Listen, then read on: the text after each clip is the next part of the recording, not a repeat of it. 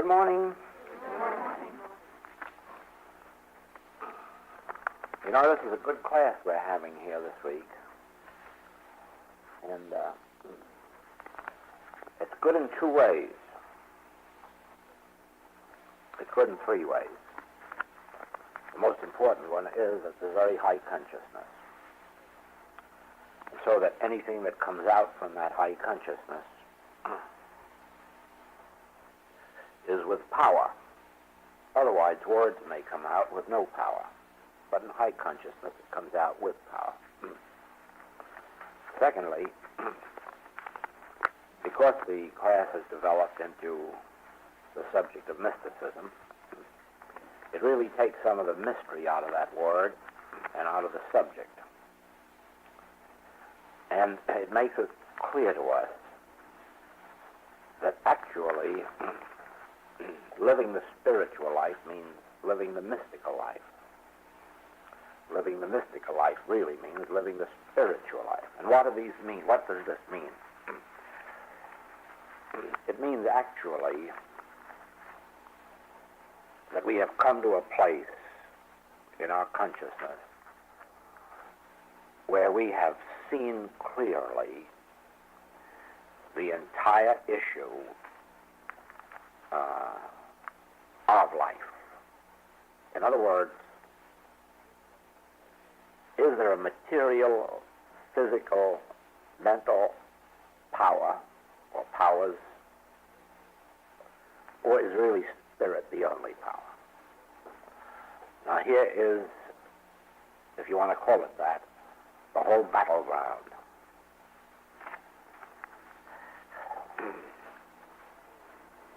Is material force power? Is mental force power? And it's on that point that you leave humanhood to enter your Christ identity. As long as you use spirit to combat material conditions, you're no theology, whether you have a God and devil, or whether you have the good and evil of philosophy, or whether you have the immortal mind and the mortal mind of metaphysics. You're still in humanhood. It is only when you come to a specific place in consciousness where the issue is sharply drawn, where you actually see that what you're dealing with in your consciousness is merely is mind or matter power, or is spirit the only power. And then you rest. Because now if you come to that place, then there's no longer any question in your mind. And you know that spirit is the only power, but you haven't yet grasped it to the point of facing the issue with every claim. One person comes with a physical claim, one with a mental claim, one with a moral claim, one with a financial claim. And when you reach this point that this class is at this week, and more especially I'm speaking of those members of the class that have been with us long enough to know, then the issue is clearly defined within you. You are no longer in doubt about what is truth. Such a question now must be nonsensical to you. I know what truth is. It is that there is no material force or power, and there is no mental force or power that is really power. They're only powers as long as we can be made to accept them. Spirit is the only power. Now, I've brought this up many times. You see the proof of this in the fact that all of these black magic outfits, the hexes of Pennsylvania, or the black dot of the evil kahunas of Hawaii, or the aborigines of Australia, none of them can operate unless they can make their people believe in the power of witchcraft. Otherwise, witchcraft just doesn't operate. Now then,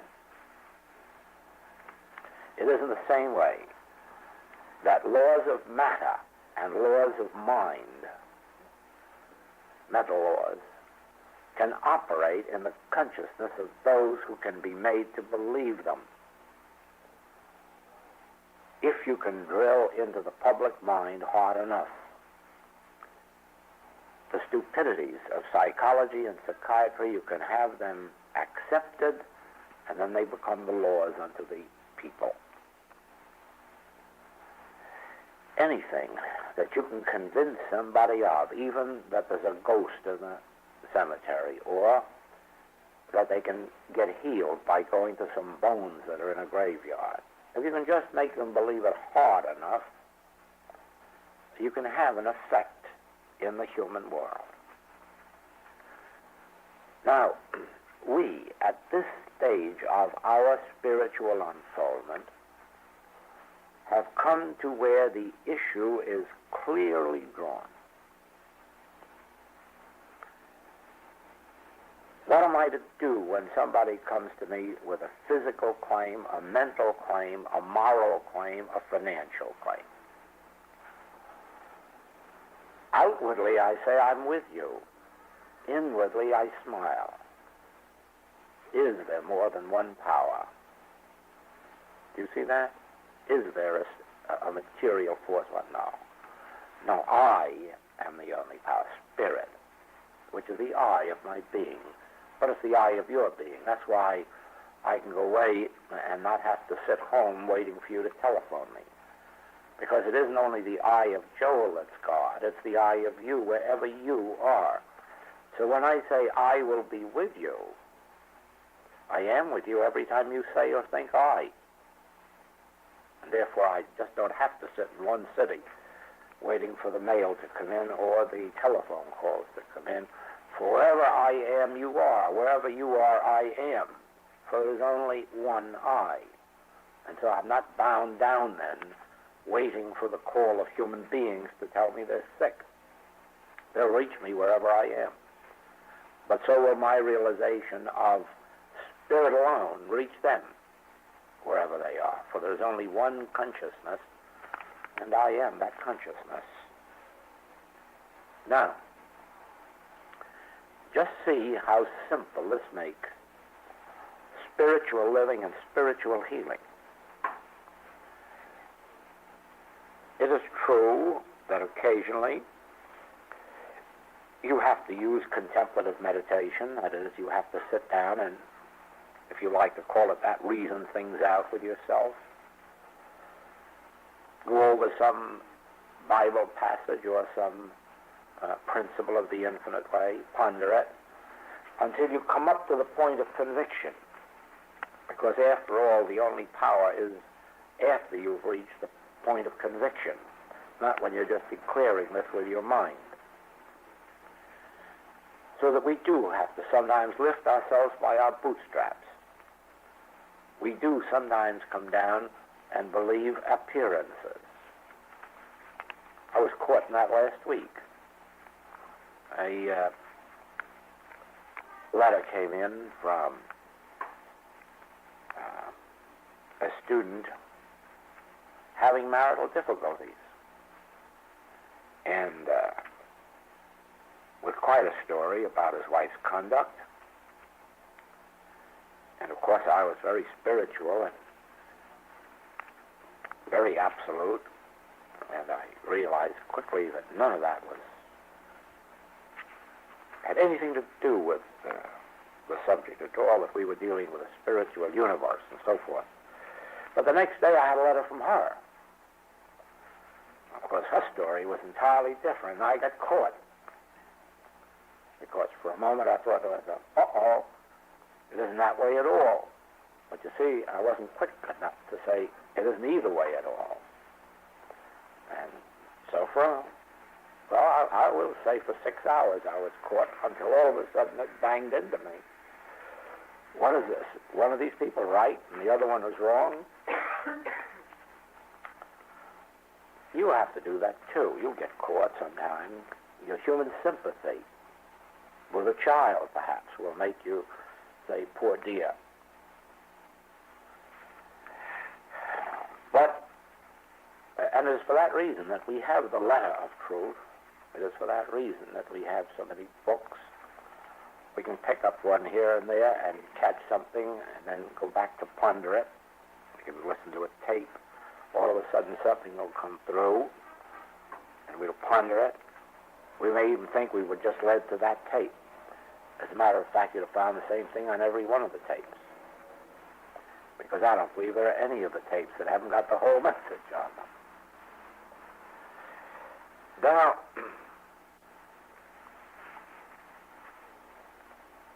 it's true that every tape has some particular thing that may not be in that way on other tapes.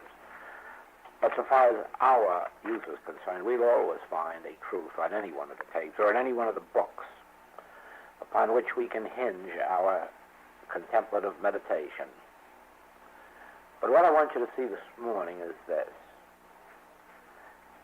You have no further excuse ever to say, what is truth? Or do I understand truth? Or do I know truth? Because that's all nonsense. You may question sometimes the degree of your realization, but no longer can you doubt what is truth. You know what truth is. The truth is that we're dealing with a world belief of mental and physical powers, and as against that, the understanding that spirit alone is power, not by might nor by power, but by my spirit. The battle is not yours. Stand ye still. And see the salvation of the Lord. See, really, that spirit alone is the only power. Now, as you go into your meditation, or treatment, or prayer, whatever you call it, for yourself or your patient, that's what you have to do. You have to state the truth to yourself. Now, wait a minute. Do I understand my basis? This is a physical claim, mental, moral, financial. But all of the saying is that there is a power other than spirit. Can I believe there is a power other than spirit? Can I believe there is a power other than God? Can I believe that man whose breath is in his nostril is a power? Can I believe that even legal law is a power? Can I believe that a government is a power? No, I can't believe anything like that. I can only believe that spirit is power. Then when you settle down into your inner peace, then that feeling comes over you. I am with you. It may not say it in those words, but there'll be that feeling. I am with you. I am on the scene. There's no power with me, but this is my beloved child. Something will come giving you the assurance. Only do not ever again wonder what is truth. Or do I know what truth is? Do not ever again question yourself about that. You no use going out and telling the world we've discovered the whole truth. They wouldn't believe it. A letter the other day from someone says, of course, no teaching has the whole truth. How ridiculous can a statement be? Actually, every teaching has the whole truth if you can dig it out and find it. But in this one, we're emphasizing the whole truth. And I believe Jesus when he said that you have to become as a little child to be able to accept it, because there's nothing complicated about it. Here's your issue. Are there physical, mental powers, or am I alone power? Is the kingdom of God within me? Is the entire power of this universe embodied within me? Has God given me dominion over all that is? That then is the issue, and that's the full and complete truth. Everything else are just the stepping stones leading up to that final revelation. On this side of the battlefield, we have the belief that man whose breath is in his nostril is a power. Bombs are powers, medicines are powers, germs are powers, physical, mental, moral powers over here. And on this side, we have a smile. Thou couldst have no power, unless it were given thee of God. All power is given unto me, the hymn says. All power is given unto me. By virtue of God's grace, I have dominion over all. I have dominion. The eye of my being, which is the eye of your being, has dominion over everything. You see, the only reason some of these religious teachings have gone astray is that they have embodied the I, either in Buddha or Jesus or somebody else, saints, seers, instead of embodying the power in I, which is the I of me and the I of you. It was the I of them, and it will be the I of all that come to the future in proportion to our recognition of it. Now, you can never again question the efficacy of this message, because all you have to do to demonstrate and prove it is to set yourself on one side with spirit as the only power maintaining and sustaining its own identity and withdrawing from the battle and letting error destroy itself. Let the arm of flesh destroy itself. Sit by and be a beholder. Question. I can understand that supply must always flow out from you. It can never flow to you. It seems so clear how to open out ways for the imprisoned splendor to pour forth when dealing with supply. Will you please explain what you said last night, that health must flow out from you? I do not understand how one can open out ways for health to flow from you. If a person is bedridden with, for example, arthritis, how can he open out ways for health to flow from her? Well, I'm glad you asked that question, for the simple reason that that is, again, bringing to a sharp issue something that I have been saying now. Well, it came to a head. I've been saying it a long time, but it came to a head in Toledo. Tell me if I'm wrong. When the subject of the lecture was self-purification. Now, if you think that a bedridden woman with arthritis is ever going to be healed from outside means, you're absolutely wrong. There's nothing from without her that entered to defile or make a lie. It was what proceeded out of her mouth that did it. Now, I'm not going back to the old type of mental treatment of looking within them for their personal errors, because what proceeded out of her mouth was a universal belief of which she was ignorant and permitted it. And so I'll illustrate to you.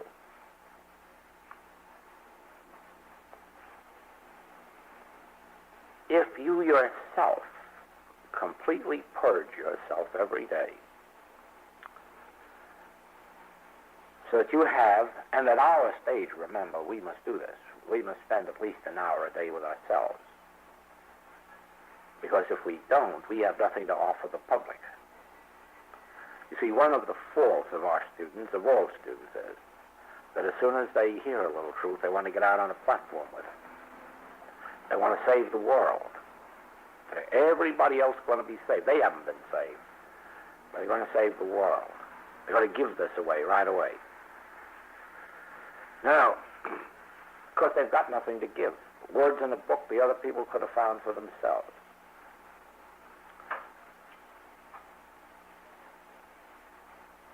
Don't think for a minute that I have anything to offer you except the hours that I spend in my inner meditation, so that when I come here, I come not with words, but with conviction, with demonstrated consciousness. And those of you who've been around me have seen how many hours I give to that. That's why I don't go out for meals when we're in classwork. That's why even in our home, we never have guests in our home. Never, never. And we are never guests of anybody. There are only 2 couples in all of Hawaii that are received in our homes as guests. They're both couples of students. One of them comes in once a year, and the other couple may come in 2 or 3 times in a month for a breakfast on Sunday or a Saturday night supper or something. But they're students, and that's our entire social activity in Hawaii. And we never visit anybody but those same 2 couples. And one of those couples we visit once a year, and one of those couples we visit maybe once a month. And you can be assured that the conversation is at all times strictly infinite way. And that is why we can be in our home and be in this consciousness morning, noon, and night. Now, there are a few local students there that drop in sometimes every day. We have a meditation or we have a lesson. Sometimes 2 or 3 or 4 come in at one time, and we'll have a meditation or we'll have a lesson. There are always people coming over from the mainland. Probably every week there's 1 or 2. And they will come in for a half hour, 3/4 of an hour sometimes, and have a lesson with me or a meditation and leave, even though they've come all the way from the United States. We don't entertain them and don't permit them to entertain us. Because if I'm out in the world, I'm not inside in the spirit, and I have nothing to give you. So with you. You have nothing to offer your world, your practice, your students. If you think for a minute they're interested in your bodies, you're soon going to wake up and find out that they aren't, and if they were, it would be so very temporary that you'd be very sad about it. Nor are they interested in your mind or what education you had, nor are they interested in the furnishings of your home. Those are all momentary things.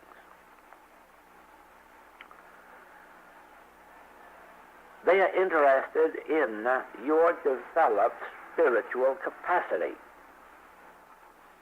And that's all.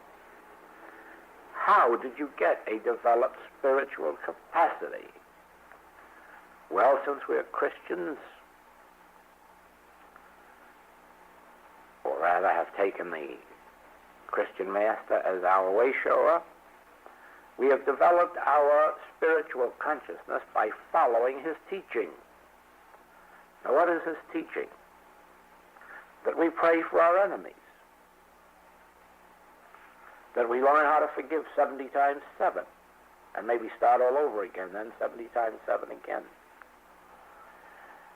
That we take no thought for our own lives. That we serve God by serving man. Whether we visit him in prison, whether we heal him, whether we feed him, whether we comfort him, whether we do it materially or whether we do it spiritually. We have to do a little of each. By praying in secret, by doing our alms in secret. In other words, by negating the self. Every time we pray in public, we're glorifying the self. Every time we give alms in public, we're glorifying ourselves.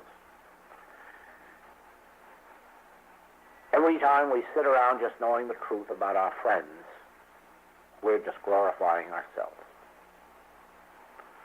It is in those silent hours when we're praying that the mind of the enemy be open to God that actually we realize there is no enemy, because the mind of man is in power. It's only the mind of God. That's praying for him when we know that the mind of man is in power. It's the mind of God. That is man whose breath is in his nostril mind. Now, when you follow out those programs, when you sit in the silence and you say to yourself, I have naught against any man. I realize God to be the life of individual being. I realize God to be the soul, the presence, the spirit of individual man, woman, child, every color, race, creed. For there is no such thing. Let's see this for a minute.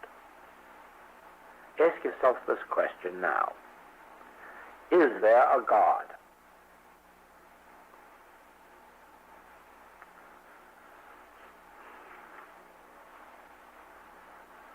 where is God located? In the white race, the black race, the yellow race? And that makes it ridiculous. Is God on the American continent? African continent?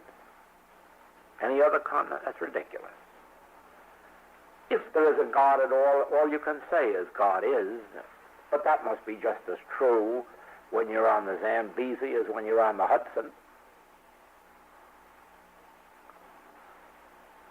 If that's true, you understand what the Master meant when he said, call no man on earth your father. There's only one creative principle. Now what's the use of fooling ourselves? And when you know that inwardly, you're purging yourself of hate, envy, jealousy, malice, bigotry, bias, and you are purifying yourself. Now you can say, I have naught against any man. Now you can say, I have made peace with my brother. I can look all over this globe and I can't find a single person I'm in disagreement with. I can feel that my conscious union with God constitutes my oneness with all spiritual being and idea, and now I can pray, and my prayers will break through to the very center of my being, because there's nothing interfering with them. Now, as I live in that consciousness, I wonder if you think that rheumatism or arthritis can take hold of that consciousness. Is there any rheumatism going out of my consciousness? No, there's life, truth, and love. Now, nobody got rheumatism or arthritis outside their own being. They got it from accepting the world's way of life. One person got rheumatism, another one got cancer, another one got consumption, another one got polio. How? Accepting the world's estimate and having a specialized God over here and having certain brothers and sisters over here and entertaining their world animosities, their world beliefs, or individual or collective, by having a selfhood apart from God, having a God apart from God, having love apart from God. Now, it isn't this lady's fault that she has rheumatism. But if she's ever brought to truth and continues with it, it's her fault, because she can get rid of it. All she has to do is sit down to begin with, you can get rid of it for her. If you are living this life, you have such a clear transparency that with a little patience, no matter how severe the case is, it'll be healed. But that won't constitute any favor to her, because next year she'll come up with a cancer, the year after she'll come up with old age, the year after with something else, because she's going back to her sins. I forgive you, but sin no more, lest the worst thing come upon you. Don't go back to the same state of material consciousness. Now, the material state of consciousness brought on the disease. The belief in infection, the belief in contagion, the belief in weather, the belief in climate. That's the material state of consciousness. That brought it on. So even if you get rid of it for her, that won't prevent it bringing on something else tomorrow or next year. So if she wants to be healed and remain free of disease, that's when she has to open out a way for the imprisoned Splendor to escape, and she has to sit down every single day and start to pray in secret, start to do some alms in secret, start to forgive her enemies, start to pray for those who despitefully use her, start to forgive the Germans and the Japanese and the Hindus and the so forth and so on.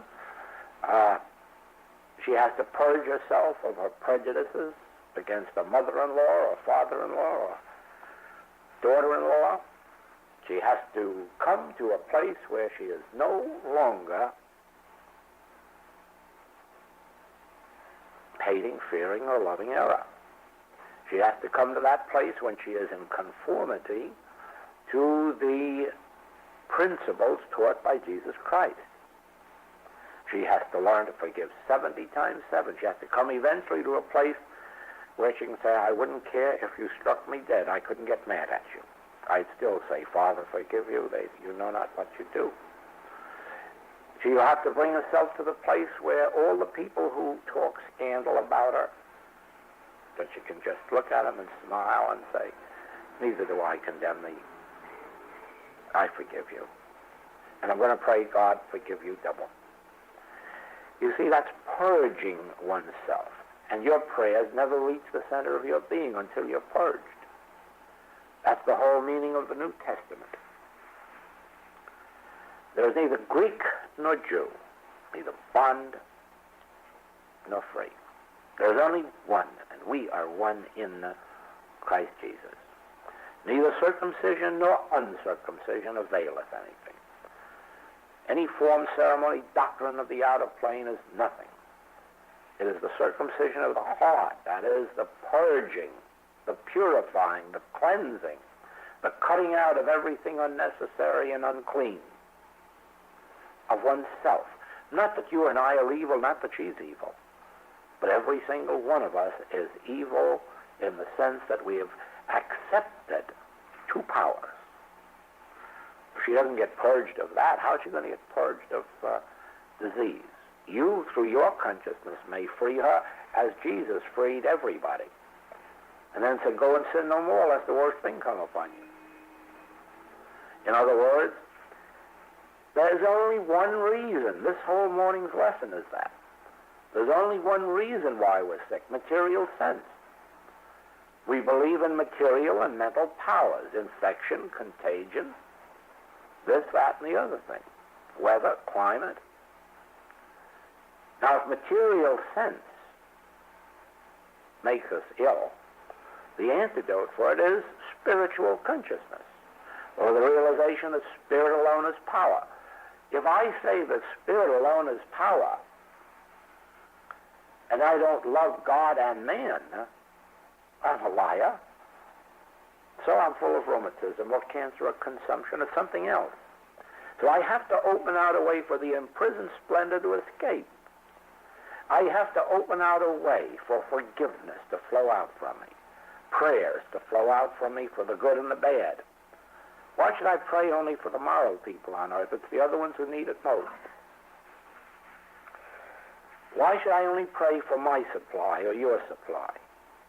It's the poor people who don't know how to pray who need our prayers most. Therefore, if I understand the message of Jesus Christ and live by it, if I give my first fruits to God, but remember that I can't withhold them from my fellow man.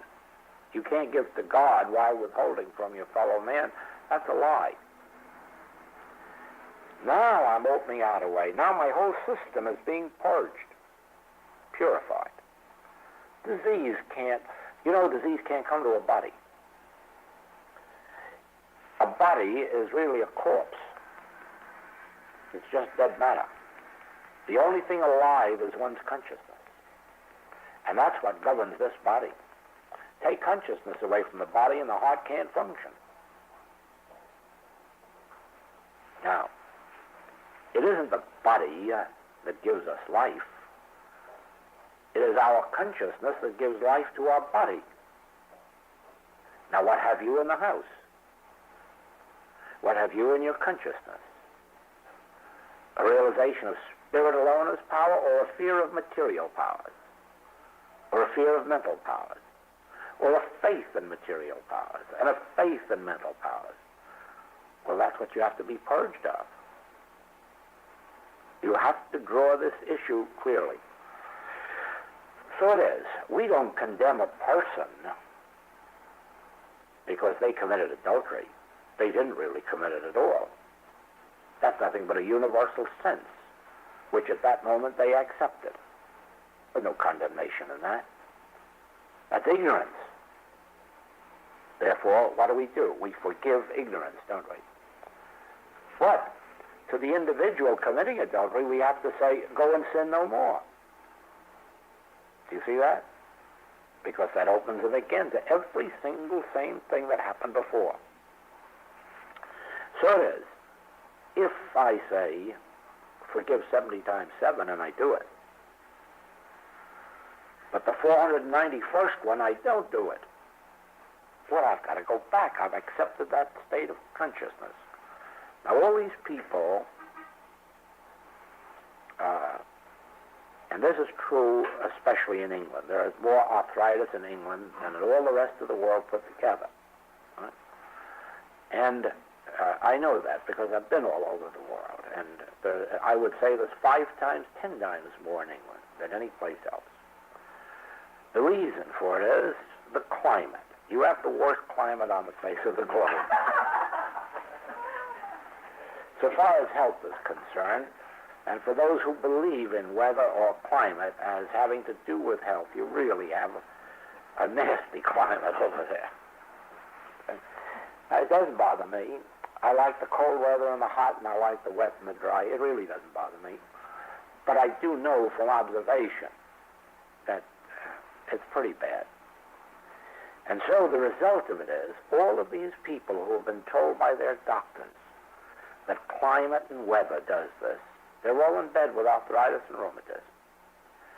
Well, they've seen past generations go to bed with it, and so naturally that's the pattern in their mind. And of course they can stand the British climate until they're 40. It's really after that that they're not strong enough to take it anymore. I mean, that's all the human belief that's been poured into them. Their grandmothers and fathers had it, their mothers and fathers. Of course, they're not going to escape it either. That's the pattern in their mind.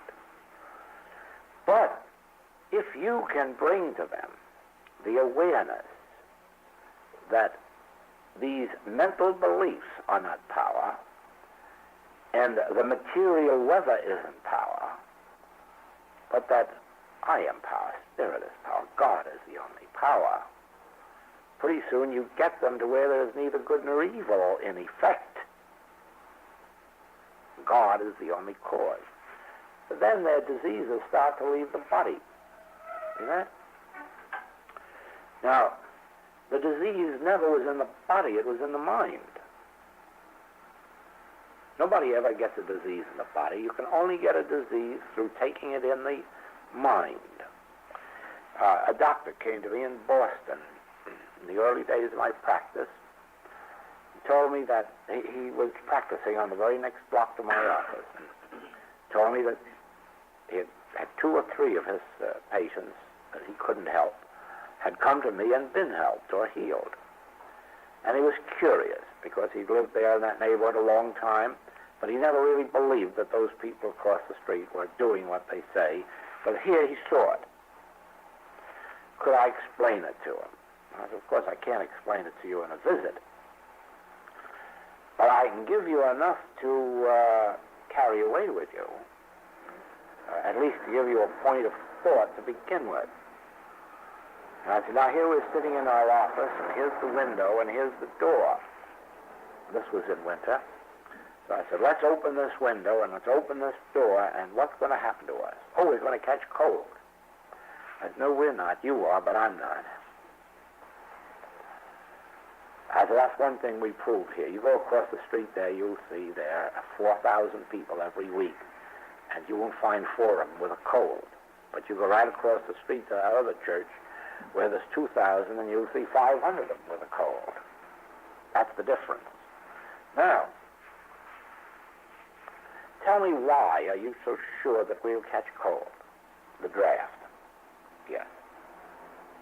Where will we catch cold? Well, it could be the chest, it could be the head, lungs, so on. Then you mean that my lungs know that we've opened the door and the window? Lungs? No, they don't know. My chest knows it, my head knows it, my nose knows it? No. Well, how does my body know that that door and window are open? Oh, I said, yes. You see, my body has to know it. Now, how does my body know? No, your body doesn't know, your mind knows. I said, well, then you can't catch cold in the body, you have to catch cold in the mind. I tell you, go home and think that one over. Do you see what I'm getting at now? She can't have rheumatism in the body, can she? No. There's no way of the body knowing what the weather is or what the climate is. And more especially if you dress properly, the body doesn't know the difference. You're always at the same temperature, so it can't know anything. But the mind does. Do you see that? And the mind is reacting to impressions. And it's malpractice, it's called. And those impressions have been given by seeing father, mother, grandfather, grandmother, aunt and uncle, cousins. And so why not me? See that? So if this lady's to be healed of rheumatism, she's got to open out a way to overcome the belief that there's power in either belief or matter. And she'll have to accept in her consciousness the fact that spirit alone is power. But that may not be enough, because it isn't only that she's suffering from. There's the universal hates, animosities, antagonisms, which she is building up in her system. Everybody has prejudices, you know, biases, bigotries in the human world. And they're not their own. They're just brought on us. If you happen to be English, you just don't like the Germans or the Japanese or the Hindus. If you're Americans, you probably don't like the Filipinos or the Cubans. And each one has their national prejudices and so forth and so on. We have a man here in Chicago who's still fighting King George, or he was until recently. You don't get those things out of your system, do you see? Now, it all boils down to, is there mental power through belief? Or is there physical power? Or is spirit the only power? And so you'll find that everybody on the earth is suffering from beliefs accepted and entertained, not consciously, but merely by the fact that they're born into the human world. So when you begin to purge them, as I purge myself in my daily work, and as you must purge yourself, and as you must teach others to purge themselves. In the beginning, when you're healing, you don't burden them with this. You take up the burden of the work and give them some measure of freedom.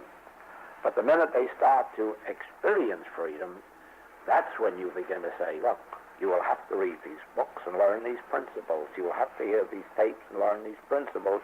Then you will have to take them into your consciousness after you've learned them and begin to work with them. You will have to sit down every single day and not pray until you have made peace with your brother all over this globe.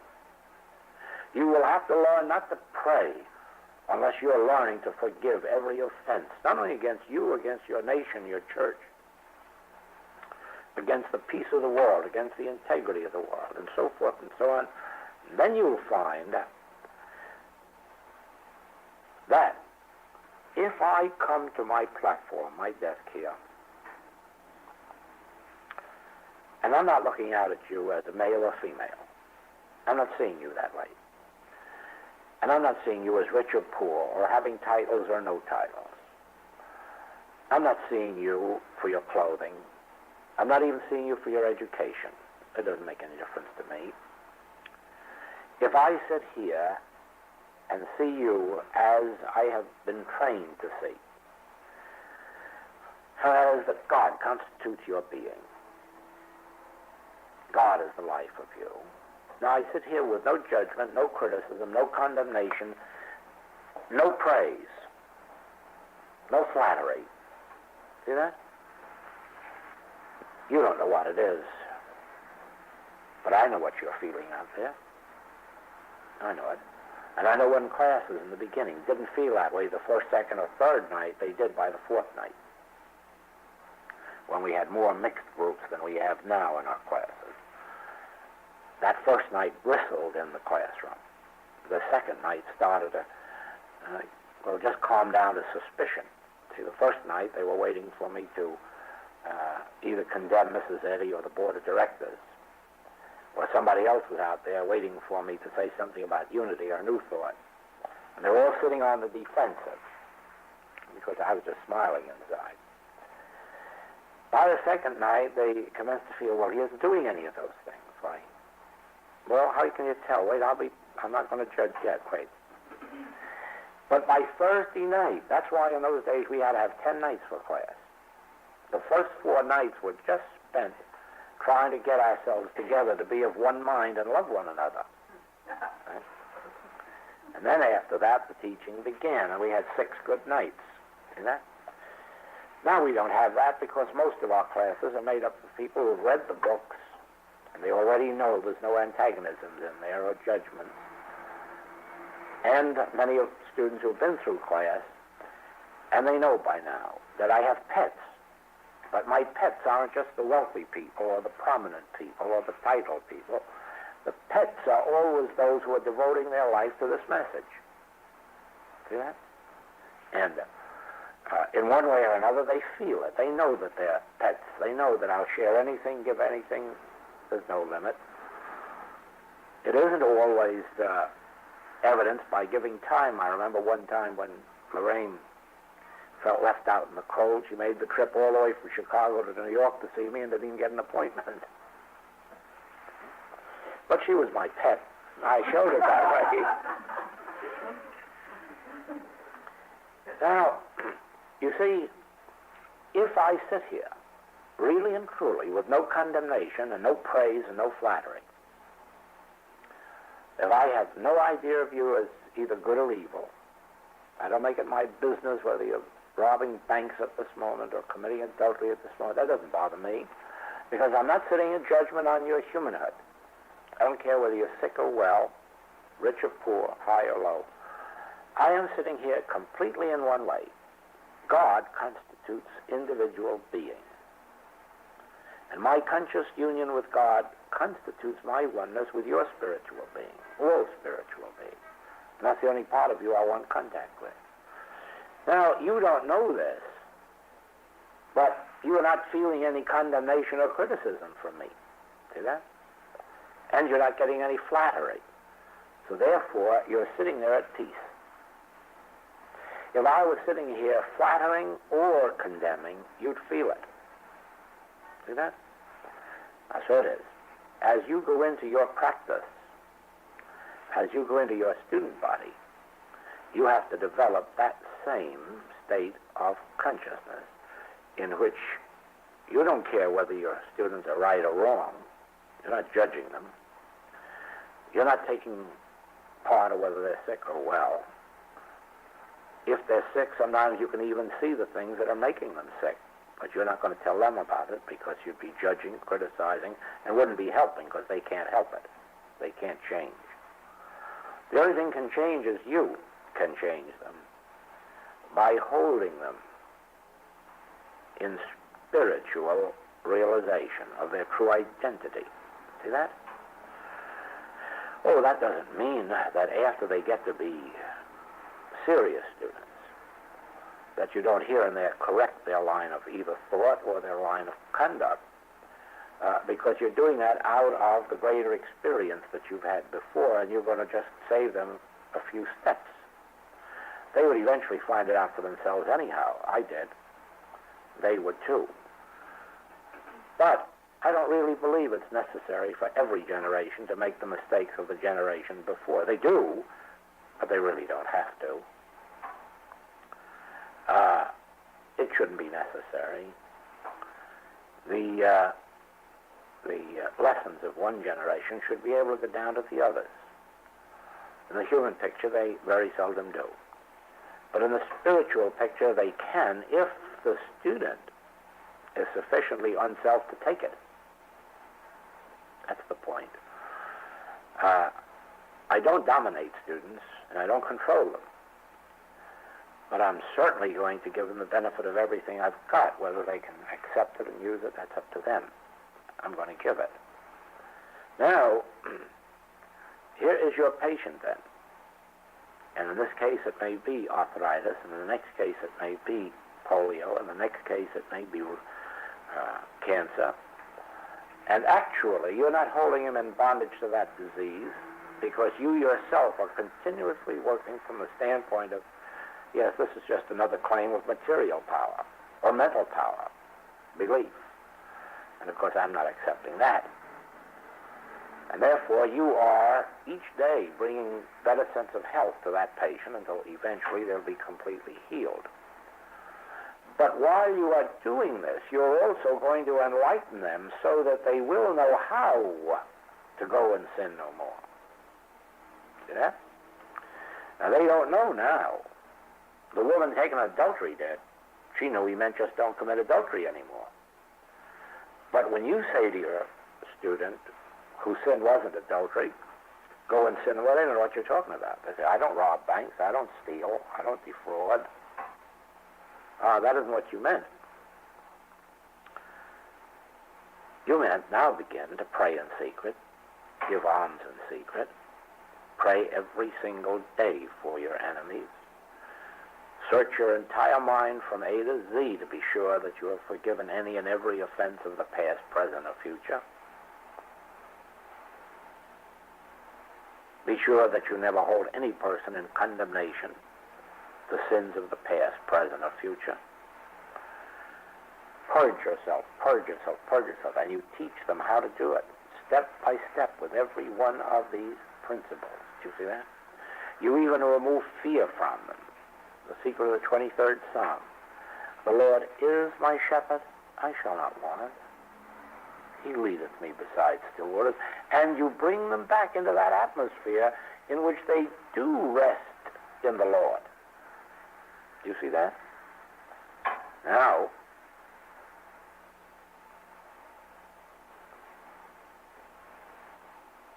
our major sin is that we put power in effects. We put power in money as supply. We put power in germs and infection as a cause of disease. We put power in weather and climate as a cause of disease. We put power in so much. Even in our art treasures, we put power in them as if they themselves had the value or the beauty. Whereas we are learning in this work that everything that exists as effect is wonderful for use, for joy, for pleasure, for practicality, but not for putting our faith in it. Our faith is in the invisible, always in the invisible. Money isn't supply. The consciousness of God's presence within me is supply. Money is a symbol of supply that will appear outwardly in proportion to my understanding of the nature of supply as spirit. Therefore, with all I get spirit, not money. See that? In the same way, our faith, our belief, our antagonism is to germs and infection. Therefore, come to the realization that germs are in power, weather is in power, climate is in power, I am power. The Spirit of God in me is the power with complete dominion over weather, over climate, over storms, over hurricanes, over tidal waves. The Spirit of God in me is the power unto them. Do you see that? Now, as this woman with arthritis commences to learn these lessons, you don't think that arthritis can stay there. In order for it to stay there, she'd have to prove the two objects can occupy the same place at the same time. Why, every automobile crack-up is proof that that can't happen. Just can't happen. You can't have two places occupying the same place at the same time. And so we purge ourselves of sin-filled thought. Only our sense of sin isn't quite the same as the Orthodox sense. Because I don't think we have too much of sin-filled thought in that direction. But we have lots of sin-filled thought in the degree of our faith or confidence in two powers. And sometimes believing that material power is even sometimes stronger than spiritual. Now, as I see this, it all hinges on a point that we've been making every single night this week in class. It isn't a matter that spirit has greater power than mind or matter, if that mind and matter isn't power. That's really been the essence of this whole week's class. That's page 13 of the book Be Letters. How far have we come out of orthodoxy? Where we believed in God and evil, the devil, good and evil. How far have we come out of metaphysics when we believed that divine mind overcame mortal mind? Into the infinite way, which is a revelation, that everything that's embraced in what we call carnal mind or mortal mind is not power. And therefore we don't have even the power of God on our side. We don't have any side, because there isn't any other side. Do you see that? Well,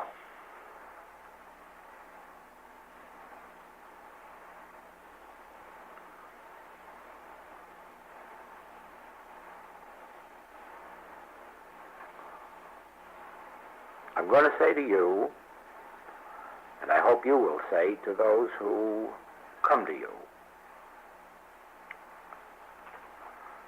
that while I would not like to hear that anybody turned these tapes on at night and had them going while they were asleep, I do hope that the tapes of this Chicago class, and for you the tapes of this, will be kept pretty busy until these principles are clearly stated within you. If I've learned anything at all in my work, it is this: that a teacher can only play a small part in the student's unfoldment. And that is, first of all, lifting them to where they can apprehend a principle and then giving them the principle to apprehend. But that is about the limit. It's what the student does with those principles after they've gotten them that makes the difference in their demonstration. And so it is. You have seen this week in that Chicago class, you've seen in this in this one tape here, that there are enough in the way of spiritual principles so that you can really say the whole truth is summed up in them. Don't let anybody tell you that we haven't got the whole truth in this teaching. We have all the truth that's ever been revealed in any of the literature there is in the world, and some of it that hasn't yet been written. We have it, but I don't believe that it's going to save the world. I believe it's going to save me, because I know it is, because I'm living with it as faithfully as God gives me the grace to do it. And I know that it will do the same thing for those who will give it as much as I am giving it. It won't do for you any more than you will do for it. You are the one who determines to what extent you will embody these principles and practice them. And even in this morning, so much has been said that hearing it 10 times isn't going to give you all these principles. So it may even be necessary to play these for 10 minutes. Catch a principle and go away and say, that's enough, that's enough. I'll work with that principle for 2, 3, 4 days. Play it a little more till you hit another one and say, that's enough. I'll live with that principle. Because we're not dealing with 60 or 70 minutes of tape here. We're dealing with 6, 8, or 10 principles that are on that tape. It doesn't make any difference if you don't hear the end of the tape for 2 years. If you have been doing enough with each of the principles that you come up to. It's the same with the books. The most ridiculous thing in the world are these people who read the Bible all the way through from cover to cover once a year. There's no value in that. The person who takes the Bible and really works with a scriptural passage, a principle, in the course of a year, they may only have 4 or 5 principles, but their lives will outshine anyone who's reading morning, noon, and night in it without seeing that we're dealing with principles. And our major principle is, here it is, over here is mental and physical power. Is it, or is it the arm of flesh nothingness? That's the end of our principle. Well, now this concludes our special work, but with this just added reminder. These are the principles you are to think of when doing your work for the world. These are the principles you are to remember when you sit down and take up this matter of subliminal perception in the world, or communism, or whatever it is that appears to our world as the operation of the carnal mind.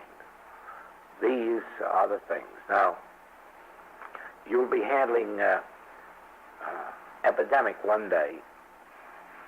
The season comes when there are colds, grip, flu. The season comes for polio. The season comes for hay fever.